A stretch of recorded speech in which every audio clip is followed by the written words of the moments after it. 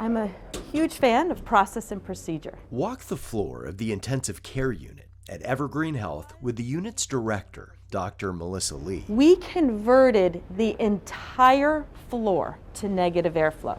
You'll see many of the changes made since the start of the pandemic, but so many of the impacts here are less visible. We absolutely have PTSD.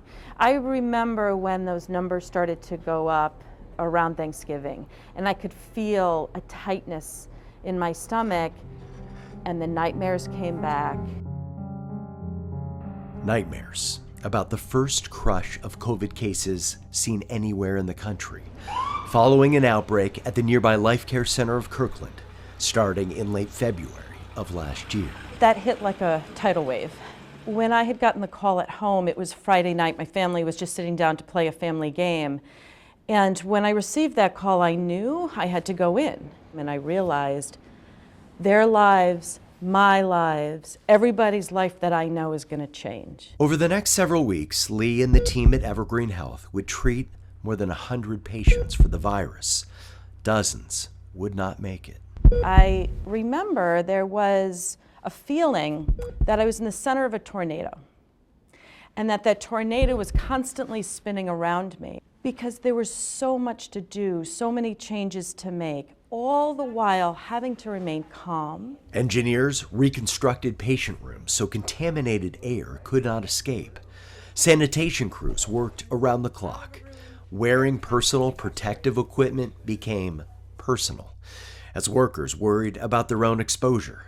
And over time, those providing the medical care also needed it. Some of the staff that I think struggled the most were the ones that did get sick with COVID. And she called and said, "You're positive." And like I say, I just sunk. As an ICU nurse, Tammy Wojtrowski had cared for some of the most critically ill COVID patients.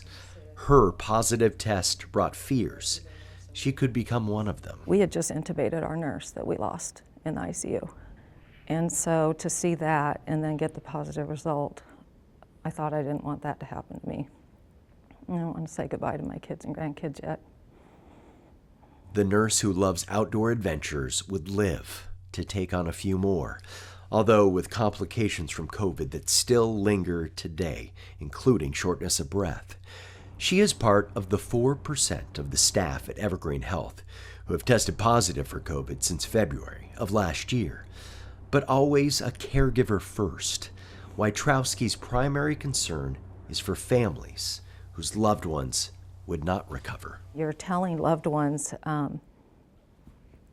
it breaks your heart that somebody's passing and their family members can't be there to hold their hand. To be on a virtual visit with a family member and still try to convey love both to the patient and to the family was a different aspect of what we'd ever done before. Things did get better. Throughout the year, therapeutics kept more patients alive, providing much-needed hope to the workers of the ICU. And on Christmas Eve came the best holiday gift of all: vaccinations for those on the front lines. The feeling of joy and excitement, it almost was like a party of which none of us had had in a year. A year of being pushed to the brink, but the messages sketched on the sidewalks outside the hospital, the signs of encouragement from their community, and all those care packages, providing a new sense of appreciation and purpose. We are caregivers. It's a job that we signed up for.